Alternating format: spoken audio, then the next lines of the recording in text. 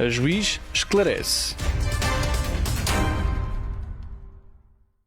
Vamos abordar nesta sessão a questão relativa aos alimentos devidos ao membro sobrevivo da união de facto, ou seja, naquelas situações em que se dá a dissolução da união de facto por óbito de um dos seus membros. Já vimos que havia 3 causas de dissolução: pelo casamento, pelo óbito e pela vontade de um ou dos 2 membros. E neste caso, do que estamos aqui a falar é em caso de óbito. Neste caso, há a possibilidade de demandar a herança do falecido membro da união de facto. Será necessário invocar, tal como nas restantes ações em que se peçam alimentos, portanto, a situação de carência e as possibilidades, portanto, das forças da herança para prestar os alimentos peticionados. Esta ação será proposta, portanto, pelo membro sobrevivo da união de facto contra os sucessores do falecido membro da união de facto. É uma ação que segue os termos do processo comum. O valor dessa ação corresponde ao quíntuplo da anuidade peticionada. Portanto, se tivermos um pedido de 100 euros mensais, por exemplo, o valor da causa será 100 vezes 12 vezes 5. Portanto, o quíntuplo da anuidade correspondente ao pedido, ou seja, 100 vezes 60. É assim que se determina o valor destas causas. Se o valor da causa for superior ao alçado tribunal da primeira instância, superior a 5.000 euros, será necessária a intervenção de advogado para formular o pedido. Abaixo desse valor da causa, não será necessária a intervenção de advogado. Portanto, pode ser formulado pela própria parte. Este pedido tem de ser exercido no prazo de 2 anos a seguir ao óbito. Caso contrário, caduca o direito a alimentos. Portanto, quando se dá o óbito do membro da união de facto, o membro sobrevive, no prazo de 2 anos, deve vir formular junto dos tribunais competentes a sua pretensão alimentícia, sob pena de, posteriormente, caducar tal direito.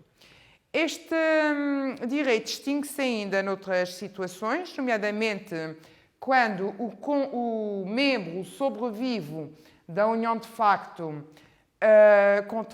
inicie outra relação de união de facto. Portanto, esta é uma das causas em que cessa o direito a alimentos. Se casar, também cessa o direito a alimentos da herança do membro falecido da união de facto.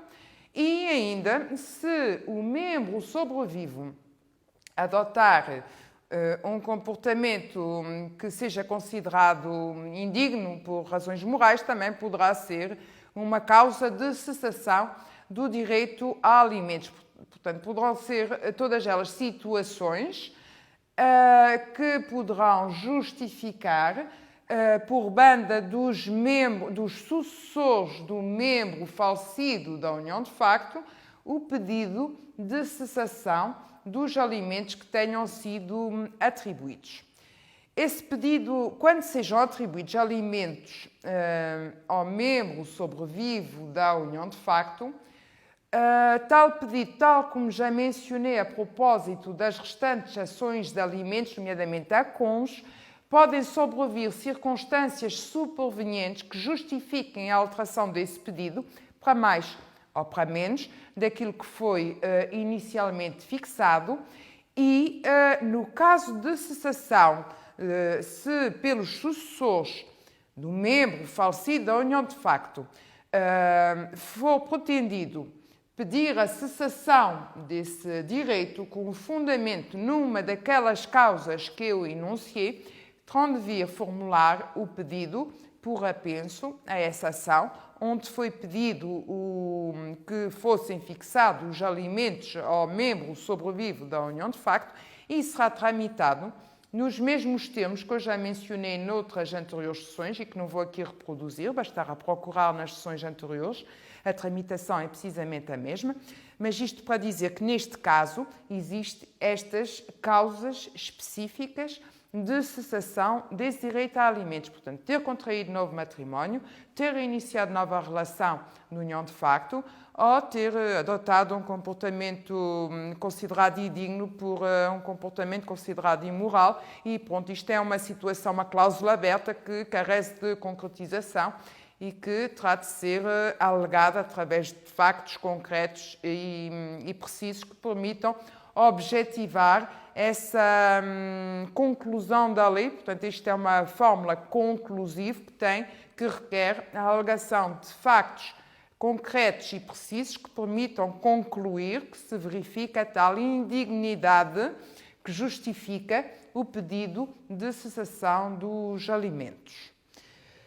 Penso que relativamente a esta questão, basta-me apenas acrescentar uma coisa, que é que o pedido de fixação de alimentos a membro sobrevive da união de facto, este sim, tal como mencionei na anterior sessão, requer que se peça em simultânea quer o reconhecimento da união de facto, quer da sua dissolução, para que se possa extrair o efeito pretendido, que é, neste caso, o de fixação dos alimentos.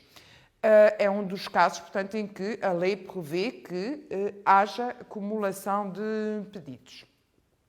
A forma processual será, como indiquei, a forma de processo comum, que seria também aquela que seguiria o pedido de declaração judicial da dissolução da união de facto, caso tivesse sido formulado em singular e naqueles casos em que, como mencionei na sessão respectiva, em que os tribunais já admitem, porque há tribunais que não admitem a dedução desse pedido em singular. Quero eu dizer que neste caso, em que se peça a atribuição de alimentos e se cumula esse pedido, a forma processual dos dois pedidos seria sempre a mesma. Sendo certo, tal como mencionei na anterior sessão, é sempre o pedido principal, neste caso dos alimentos. Na sessão anterior falei da atribuição da casa de família, da atribuição da casa de morada de família. É sempre esse pedido principal que determina a forma processual da ação em que também se invoca e se declara a dissolução judicial da união de facto. Penso que relativamente a esta temática da união de facto abordei o essencial. Espero ter sido claro. Continuaremos nas próximas sessões com temas do direito da família e menores e questões conexas. Bem-aja pela atenção.